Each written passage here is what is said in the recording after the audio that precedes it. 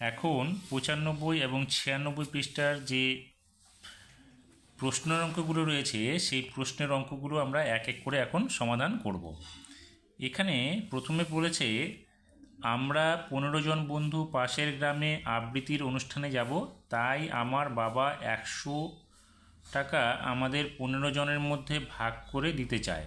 প্রত্যেকে কত টাকা পাবো ও কত টাকা পড়ে থাকবে? অর্থাৎ 100 টাকাকে আমাদের ভাগ করতে হবে কত? 15 দিয়ে। তাহলে আমরা কি করব?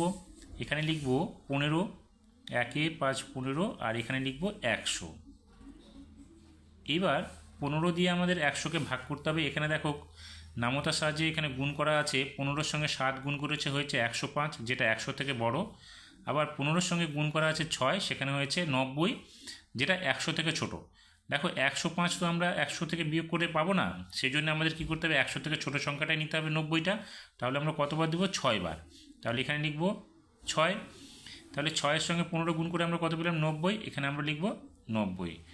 এবার আমরা বিয়োগ করব। দেখো 0 থেকে 0 গেলে কত হবে? 0। এবার 10 থেকে 9 চলে গেলে এখানে হবে 1। অর্থাৎ এখানে কি হলো? 100 টাকাকে আমরা ভাগ করছি। 100 মানে হচ্ছে, এখানে যেটা লেখা আছে একটা চিহ্ন দেওয়া আছে, দেখো এই চিহ্নটার মানে হচ্ছে 100 টাকা। তাহলে আমরা এই ঘরে লিখব 100 টাকা। এখন এখানে বলেছে ভাজ্য। ভাজ্য মানে হচ্ছে যাকে আমরা ভাগ করব, তাহলে 100কে ভাগ করছি, তাহলে আমরা এই ঘরে লিখব 100। ভাজক হচ্ছে যেই সংখ্যাটা দিয়ে আমরা ভাগ করব, তাহলে এখানে কত? 15, তাহলে আমরা এখানে লিখলাম 15। আর ভাগফল কত? যেটা আমরা পেলাম এখানে 6, তাহলে এখানে লিখব 6। আর ভাগশেষ কত? নিচে যেটা অবশিষ্ট থাকবে সেটা হচ্ছে ভাগশেষ। তাহলে এখানে আমরা কত লিখব? 1 0 10। তাহলে প্রত্যেকে কত টাকা করে পেলো? দেখো প্রত্যেকে 6 টাকা করে পেলো এবং 10 টাকা পড়ে থাকলো। তাহলে প্রত্যেকে 6 টাকা করে পাবো এবং 10 টাকা পড়ে থাকবে। 2 নম্বর প্রশ্নটা বলেছে আমার মামা 96 ঘন্টা আমাদের বাড়িতে ছিলেন। মামা কতদিন আমাদের বাড়িতে ছিলেন হিসাব করি। তাহলে আমরা কি করব? একদিনে কত হয়? 24 ঘন্টা। তাহলে আমরা এখানে লিখব একদিন সমান চিহ্ন 24 ঘন্টা। এবার 24 দিয়ে আমরা 96কে ভাগ করলে কত দিন ছিলেন সেটা আমরা পেয়ে যাব। তাহলে এখানে আমরা কত লিখব? 2 4 24। আর এখানে লিখব কত? আমরা 96। 9 6 96। দেখো এখানে 24-এর ঘরের নামতা যদি পড়ি বা 24কে 3 দিয়ে গুণ করি তাহলে কত পাবো? 72। আবার আমরা যদি 24কে 4 দিয়ে গুণ করি তাহলে কত পাচ্ছি? দেখো 4 4 16, 4 2 8, আর একে 9, তাহলে 96 হচ্ছে। এখন আমরা কতবার দেবো? 3 বার দেবো না 4 বার দেবো? কারণ 3 বার দিলে তো 72 হবে, 96 থেকে ছোট হয়ে যাবে, আমরা পারবো না, আমাদের আর একটু বেশি নিতে হবে। তাহলে এখানে 4 বার দিলে 4 24 96 হচ্ছে। তাহলে দেখো 96 আমাদের মিলে যাবে। তাহলে আমরা এটাকে কত করব? 4 বার দেবো। তাহলে এখানে লিখব 4 আর নিচে লিখব 96। তাহলে 96 থেকে 96 যদি আমরা বাদ দিই তাহলে দেখো 6 থেকে 6 দিলে 0 হবে বাদ, 9 থেকে 9 বাদ দিলে কত? 0। তাহলে এটা আমরা লিখবো না, এখানে কাটা চিহ্ন দিয়ে দিলাম। তাহলে এখানে কি হলো আমাদের? তাহলে আমরা এখানে লিখতে পারি যে ভাগশেষ 0 লিখতে পারি, কাটা চিহ্ন না দিয়ে, যেহেতু এখানে ভাগশেষের ঘর আছে তাহলে আমরা এই কাটা চিহ্নটা দিব না, দিয়ে না দিয়ে এখানে আমরা 0 দিয়ে দেবো। তাহলে আমরা কত পেলাম? এখানে দেখো ভাজ্য হচ্ছে কত আমাদের? 96। তাহলে এই ঘরে আমরা লিখব 96। ভাজক কত আমাদের?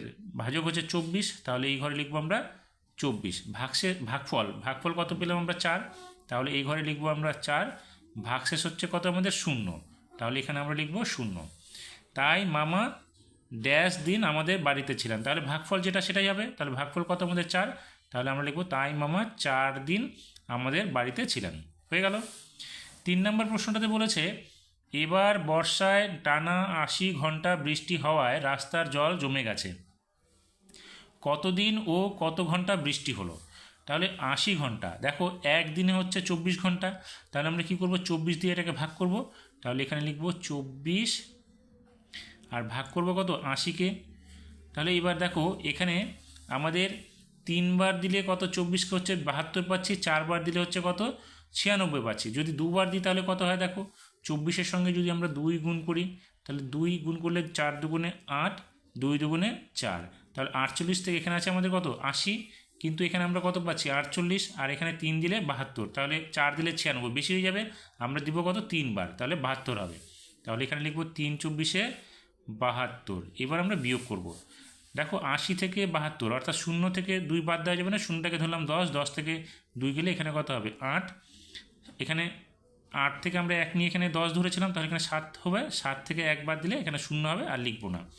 তাহলে আমাদের এখানে কি হলো, ভাজ্য হচ্ছে কত 80, ভাজক কত আমাদের 24, এবং ভাগফল কত হলো আমাদের 3। তাহলে এখানে 3 লিখব, আর ভাগশেষ কত হলো আমাদের 8। তাহলে টানা কত 3 দিন 8 ঘন্টা বৃষ্টি হয়েছিল। তাহলে উত্তর লিখবো আমরা তাই টানা 3 দিন 8 ঘন্টা বৃষ্টি হয়েছিল। এখানে আবার একটা সম্পর্ক বের করতে বলেছে, সেটা হচ্ছে ভাগশেষ ছোট হবে না বড় হবে ভাজক থেকে। দেখো ভাগশেষ হবে ভাজক থেকে সবসময় ছোট, তাহলে আমরা ছোট চিহ্নটা কোনটা দেবো, এই চিহ্নটা দিব, ভাগশেষ ভাজক থেকে ছোট।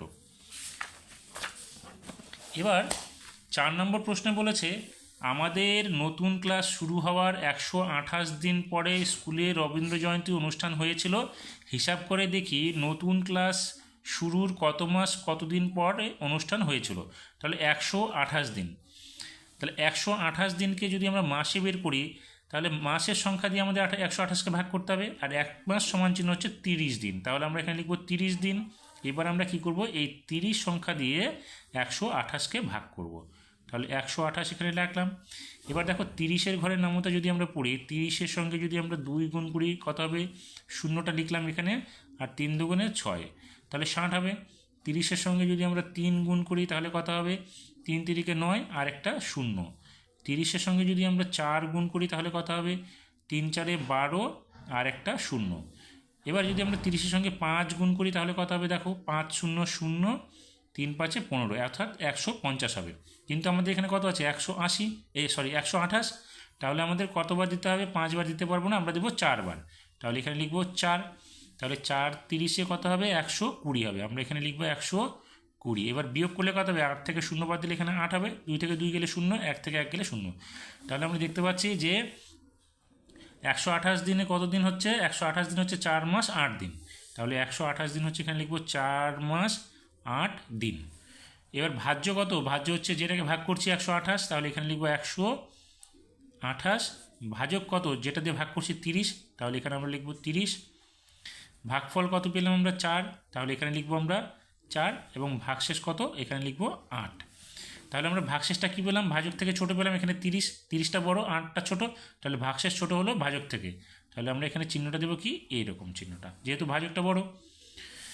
এবার 5 নম্বর প্রশ্নতে কি বলেছে, প্রতি বাক্সে 36টি করে আপেল রাখবো, 200টি আপেল কতগুলি বাক্সে রাখতে পারবো এবং কতগুলি আপেল পড়ে থাকবে।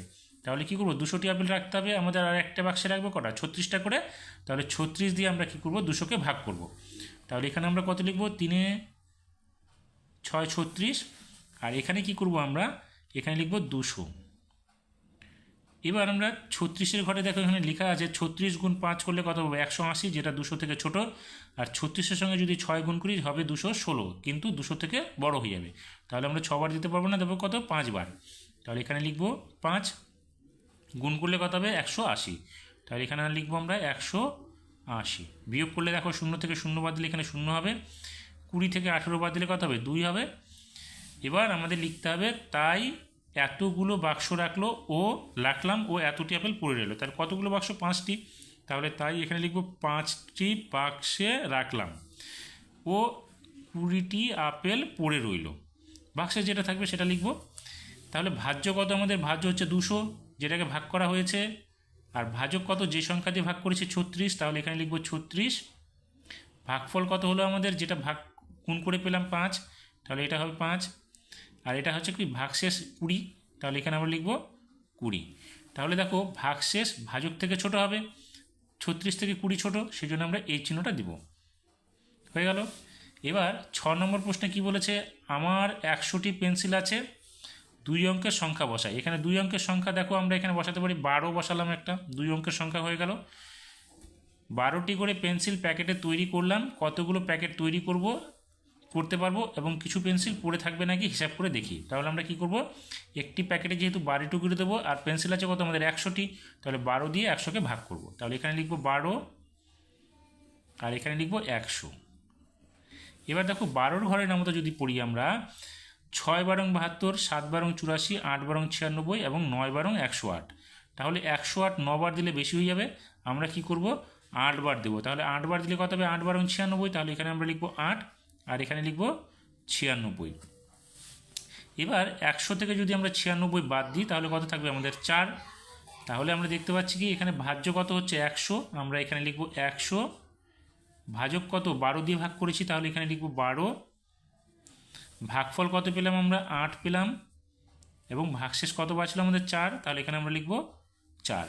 তাহলে আমরা কি দেখতে পাচ্ছি যে ভাগফলটা ভাগশেষটা ভাজক থেকে ছোট, তাহলে এখানে আমরা চিহ্নটা কোনটা দেবো, এটা, তাহলে আমরা এই চিহ্নটা দিয়ে দেব। এইভাবে আমাদেরকে 95 এবং 96 যে প্রশ্ন পৃষ্ঠার যে প্রশ্নগুলো রয়েছে তার সমাধানগুলো করতে হবে।